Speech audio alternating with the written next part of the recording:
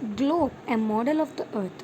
One evening, Sundar and Kalpana were looking at the moon and sun, and Sundar asked, "If I went to the moon, what would the earth look like?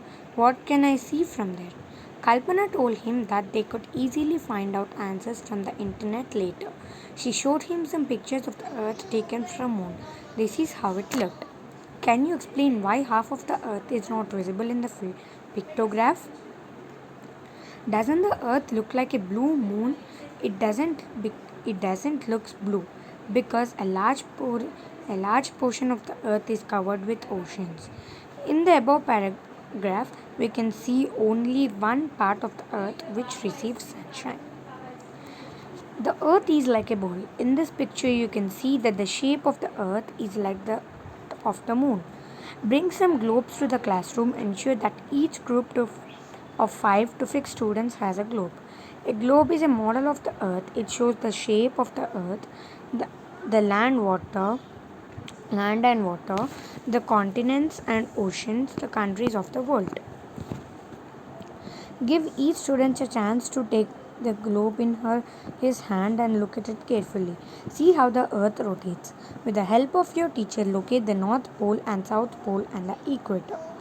You can see the earth is like a ball, spherical in shape. How do you think people stand on it? Place some standing toy people on different parts of the globe. It may seem that the person at the lower part is standing upside down, or that person is in the middle might just fall from the earth. We never fall off it because the earth acts like a powerful magnet which pulls towards it. In fact, we can only fall on it but never off the earth. Scientists in ancient period in India and Europe has figured out that the earth was like a ball or spear. Therefore, later around 1492 CE, sailors like Columbus, an Italian explorer, set out from Europe with the hope of reaching India. Take a globe and run your finger along the path taken by Columbus to reach America and on the imaginary road to reach India. Oceans and continents.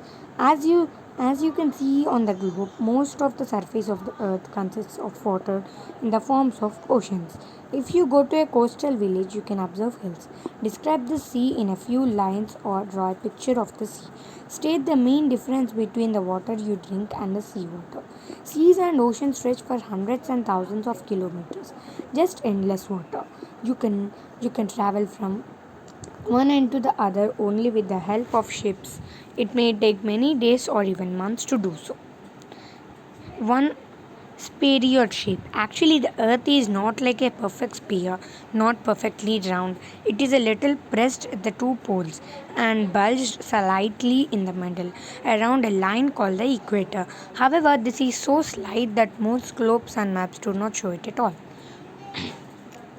An interesting thing about the shape of the earth is that if we keep traveling from one point in one direction without running back, we come back to the same point. Try this on the globe. Start from any point and keep going in the same line and see if you come back to the starting point. One of the oceans is frozen to ice. Find out its name. Observe the globe and write down the names of the four great oceans: Indian Ocean, Bay of Bengal, Pacific Ocean, Arctic Ocean. Which of these is the largest ocean? Underline it. Naturally, we cannot live in these oceans. We live on land. You can see large sheets of land on the globe, which are called continents.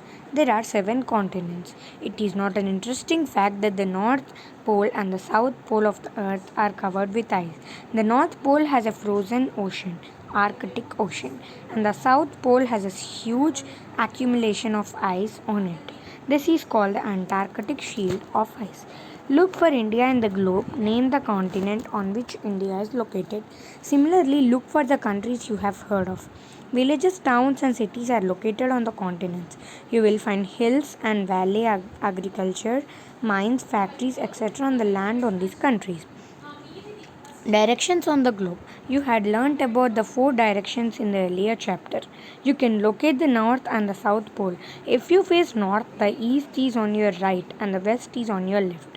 The earth rotates every day from the west to the east. Can you rotate the globe and see how this happens? You have observed the two poles on the globe.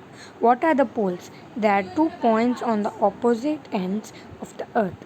If you draw an imaginary line connecting the two poles passing through the interior of the earth, it will come from the axis or the line around which the earth rotates. To understand this better, put 3 or 4 rods on the globe in different colors from the equator to the poles. Now rotate the globe and observe, like you can see in the picture.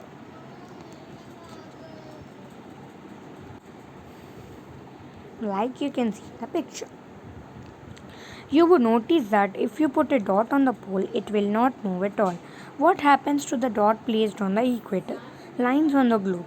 You will see many lines across the globe. Some run from the North Pole to the South Pole.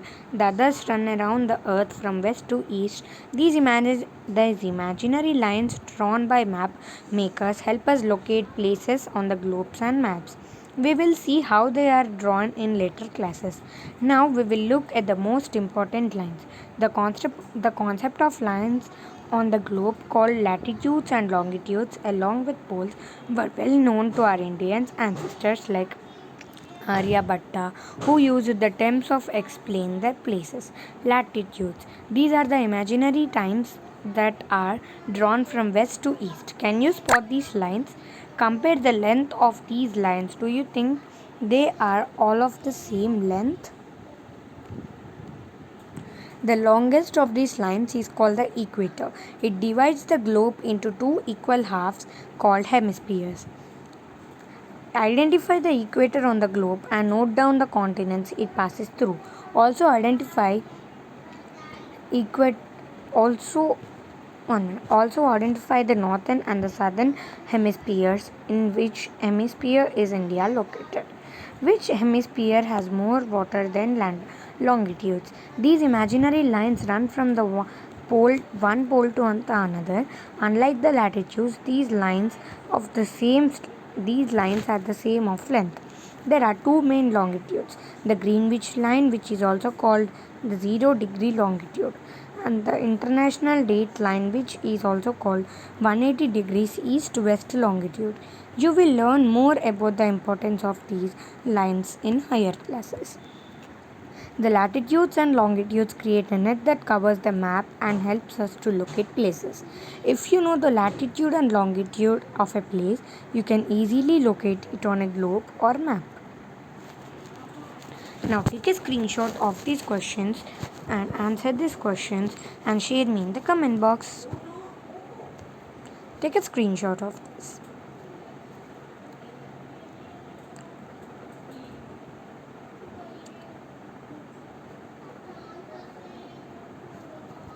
And this. Yes, next lesson, let's see landforms. Be prepared for this chapter and don't forget to like, share, comment, and subscribe to my channel. Bye bye.